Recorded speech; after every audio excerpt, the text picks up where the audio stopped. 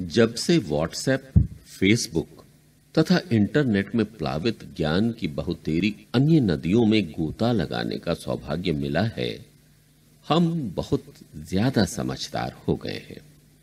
मुंशी प्रेमचंद्र की कविता, गुलजार की शायरी, स्वामी विवेकानंद की सुबीर घोष जैसी वॉइस एक्टर वाली आवाज, I thank you in the name of the mother of religions, and I thank you in the name of the millions and billions of Hindu people of all classes and sects.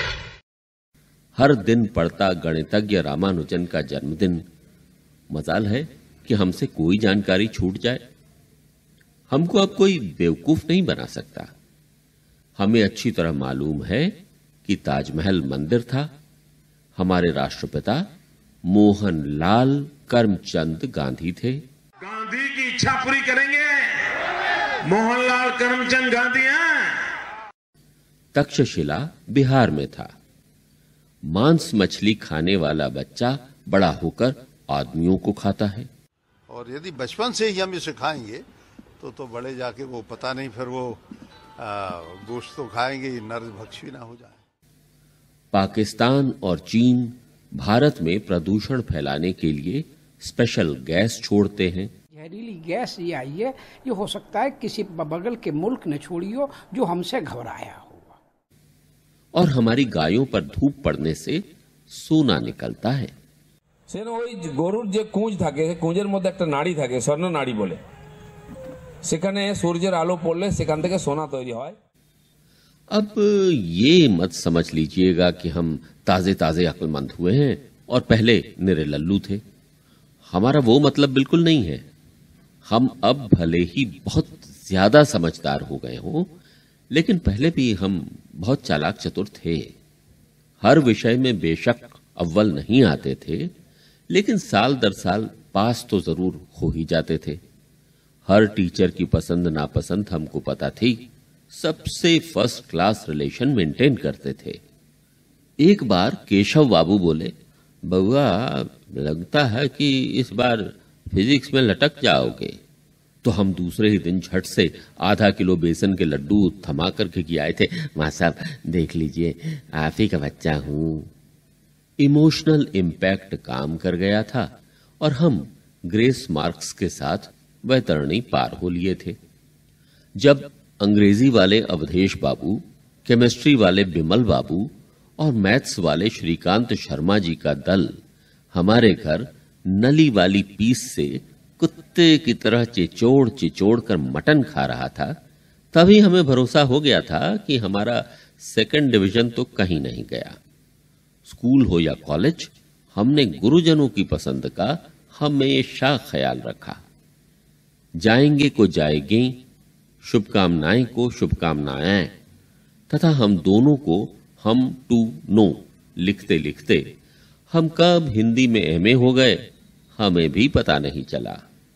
अर्ध सरकारी उपक्रम में 10 वर्षों में हमने हिंदी सहायक से प्रबंधक की सीढ़ियां किसी अधिकारी को क्रॉस पेन की भेंट देकर, किसी बॉस की पत्नी को जापानी फ्लावर वास अर्पित कर और किसी महाप्रबंधक के बच्चे को मुफ्त ट्यूशन पढ़ाकर छलांग ली। और आज सहायक उप महाप्रबंधक की नर्म कुर्सी को गर्म कर रहे हैं।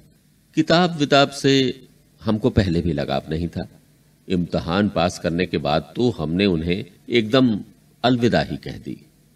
पुस्तकों में आंख फोड़ने की बजाय हमने समय का सदुपयोग करना शुरू कर दिया। यही वजह है कि आज हर कोई हमारे नॉलेज का लोहा मानता है, हमारा उदाहरण देता है। हमारी घरवाली बबीता और दोनों लड़के बट्टू और घट्टू भी समझदार हैं, पर हमारे जितने नहीं। लेकिन सोचिए, अगर दुनिया के सारे समझदार हमारे ही घर में समा जाएंगे तो चंद्रयान कौन उड़ाएगा? हमारे पास तो उतनी फुर्सत है नहीं। पहले हमको सोशल मीडिया के बारे में जानकारी नहीं थी। एक दिन बबीता की बहन कविता मोबाइल फोन दिखाकर बोली, जीजा जी, यूनेस्को ने जनगण मन को सर्वश्रेष्ठ राष्ट्रगान और हमारे प्रधानमंत्री को सबसे अच्छा प्रधानमंत्री घोषित किया है। हम चौंके जरूर, पर साली के सामने हार कैसे मानते। ऐसा जताया जैसे वो बात हमें पहले से ही पता हो। कविता की छोटी बहन सविता भी कहां पीछे रहने वाली थी। हम पर लगभग गिरती हुई बोली, और ये देखिए, यूनेस्को ने 2000 रुपए के नोट को दुनिया की सबसे अच्छी करेंसी माना है, और मालूम है उसमें माइक्रोचिप भी लगा है। हम एक हाथ से उसे और दूसरे हाथ से उसका मोबाइल फोन संभालने की कोशिश कर ही रहे थे कि बबीता पैर पटक पटक कर चिंघाड़ने लगी। मधुमक्खी की तरह चिपक चिपक कर बैठना जरूरी है, आप लोग दूर नहीं रह सकते। हंगामा हो गया। उधर बबीता ज्वालामुखी की तरह लावा बरसा रही थी और इधर कविता सविता की आंखों में चक्रवाती तूफान के बादल घुमड़ रहे थे। हमने बड़ी मुश्किल से सबको मनाया और सोशल मीडिया में अधिक रुचि लेने की ठान ली। दूसरे दिन दफ्तर पहुंचते ही हमने बीवी की डांट की बात दबाकर बाकी सभी बातें बड़े साहब को बता दी। उन्होंने बात अपने बॉस को बताई और आनन फानन में दोनों ने मिलकर प्रधानमंत्री, वित्त मंत्री और उद्योग मंत्री को उपक्रम के लेटर हेड पर बधाई संदेश भेज दिया। हालांकि खबरों से उद्योग मंत्रालय का कोई लेना देना नहीं था, लेकिन हमारा उपक्रम उसी मंत्रालय के अंतर्गत है।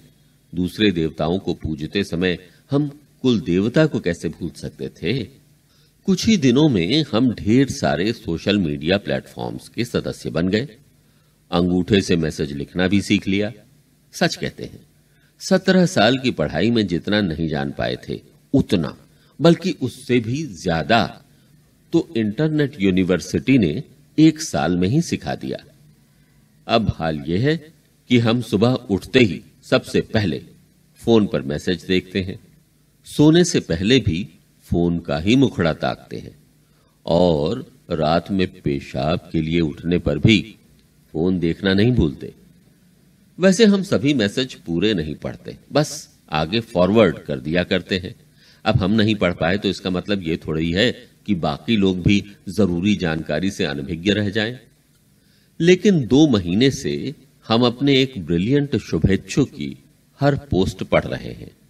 गुप्ता जी ऐसे विलक्षण डॉक्टर हैं जिन्होंने न तो मेडिकल की पढ़ाई की है, न पीएचडी की थीसिस जमा की है और न ही किसी मान्यता प्राप्त विश्वविद्यालय से मानद उपाधि प्राप्त की है।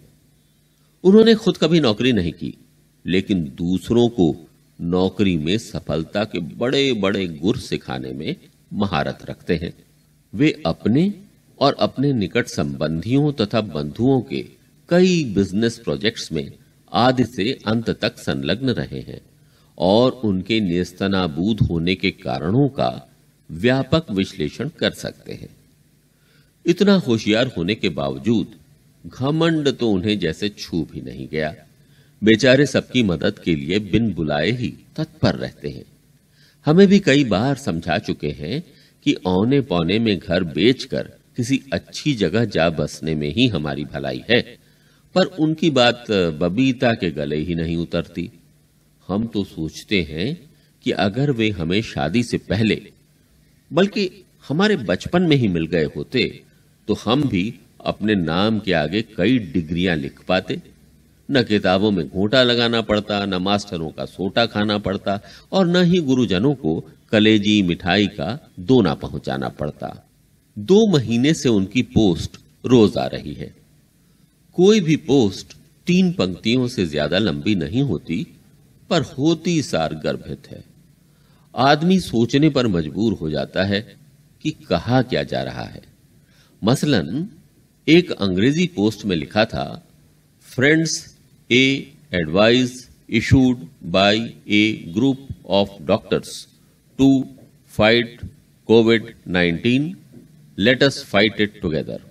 जीरा पानी सेवन में स्पष्टता के लिए एक पोस्ट बयान कर रही थी, हाउ टू कंज्यूमर।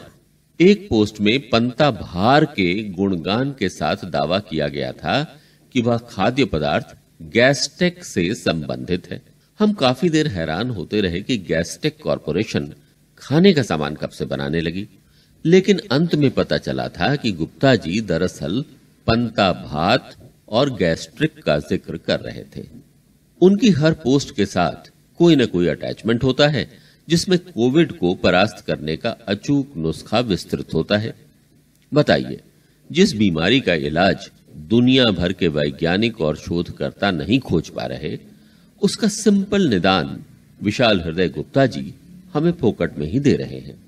पोस्ट बार बार पढ़ने के बाद जब विश्वास हो जाता है कि हम गुप्ता जी का आशय समझ गए हैं, तो हम अपने शब्दों में वही जानकारी बबीता, बट्टू और घट्टू को देते हैं।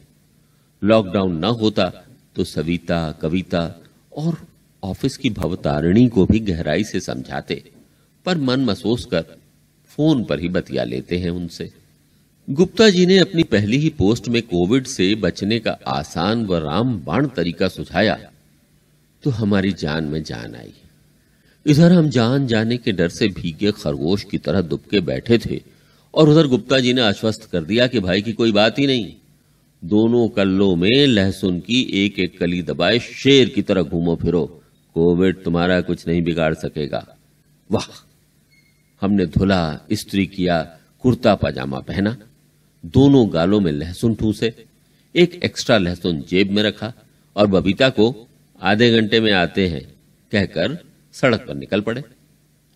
2 मिनट भी नहीं बीते होंगे कि एक सिपाही ने डंडा हिलाते हुए रोका। कहां जा रहे हैं? हम सक पकाते हुए बोले, पीठ अकड़ रही थी सो थोड़ी चहलकदमी करने के लिए निकल पड़े। चहलकदमी करनी है तो अपने घर की छत पर करो। और मास्क कहाँ है तुम्हारा? सिपाही आपसे तुम पर उतर आया। मास्क की जरूरत नहीं है, ये देखिए लहसुन दबाए हैं ना मुंह में। हमने सफाई पेश करते हुए सबूत के तौर पर मुंह से हथेली पर लहसुन उगल कर दिखाया। सिपाही को गुस्सा आ गया, डंडा पटकते हुए बोला, अबे तो पिए हुए या खिसका हुआ है? वापस पलटता है कि उतारूं आरती? भाग! उस अनपढ़ उजड्ड के मुंह कौन लगता। हम तेज तेज कदमों से वापस घर हो लिए। अरे आधे घंटे की कह के गए थे और 2 मिनट में ही आ गए? बबीता ने पूछा। पर्स भूल गए थे, हमारे मुंह से निकल गया। पता नहीं उस दिन वह इतनी आज्ञाकारी क्यों बनना चाहती थी। पर्स हाथ में देते हुए बोली, अच्छा हुआ कि वापस आ गए, इस बार थोड़ी सब्जी भी लेते आना। हमें विश्वास था कि बाहर जाते ही सिपाही फिर दबोच ही नहीं लेगा बल्कि सरकारी खातिर भी कर देगा। सो अनमने से बोले, नहीं, मूड का कचरा हो गया, रहने दो, बाद में जाएंगे। बबीता ने बुरा समूह बनाया और हाँ, तुम काहे को काम करोगे, हम बैठे हैं ना तुम्हारी जन्म जन्म की दासी घर बाहर संभालने को, बड़बड़ाती हुई चली गई। एक तो सिपाही से अपमान, फिर बीवी से बेइज्जती। हमारा सिर भन्ना गया और मुंह का स्वाद कसैला हो गया। अब ऐसा मुंह क्यों बनाए हो?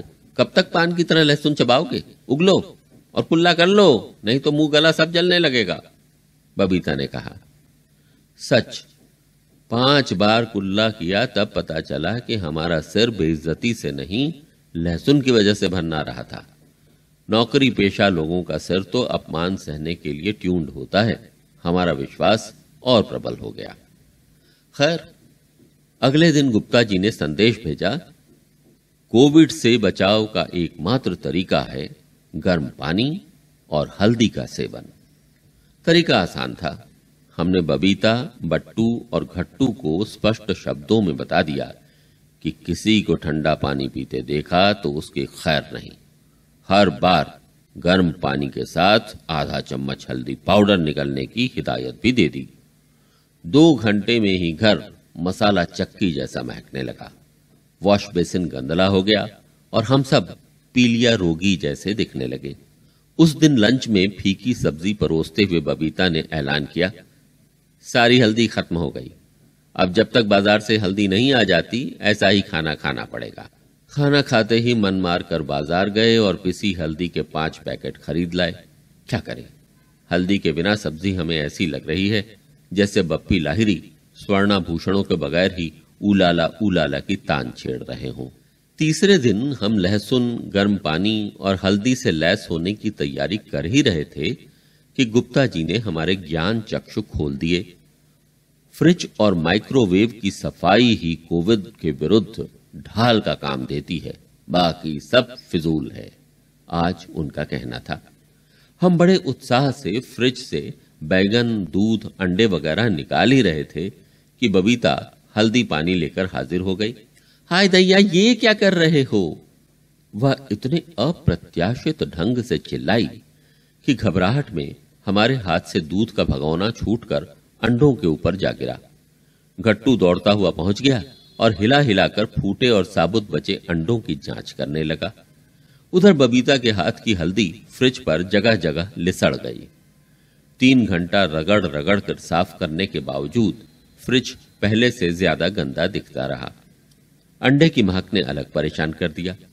माइक्रोवेव फिर किसी दिन साफ करेंगे सोचकर हमने उस दिन काम से पनाह ली।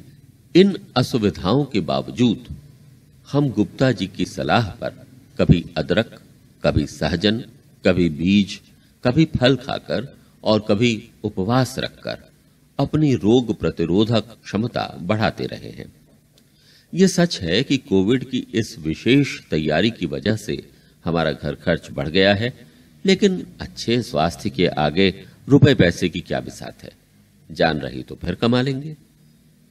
हमारी तैयारी ने बबीता को चिड़चिड़ा बना दिया है, पर उसकी भी हमें आज सुबह तक कुछ खास परवाह नहीं थी।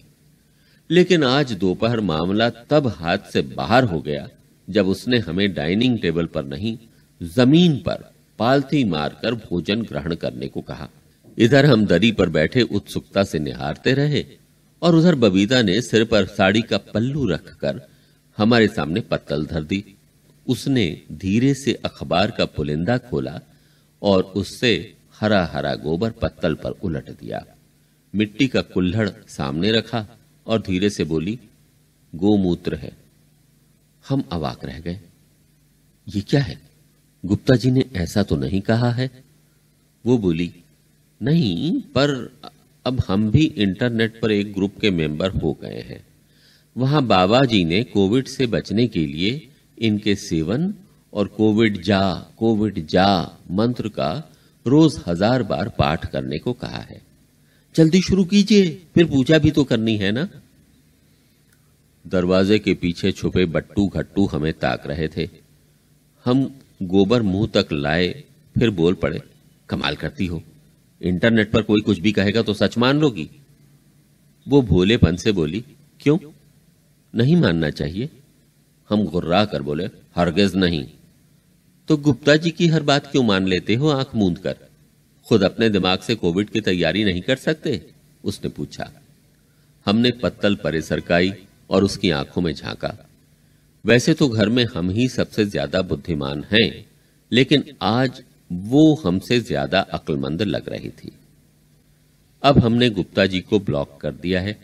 हमारी माने तो आप सब भी अपने अपने गुप्ता जी को ब्लॉक कर दीजिए। सुख से रहेंगे।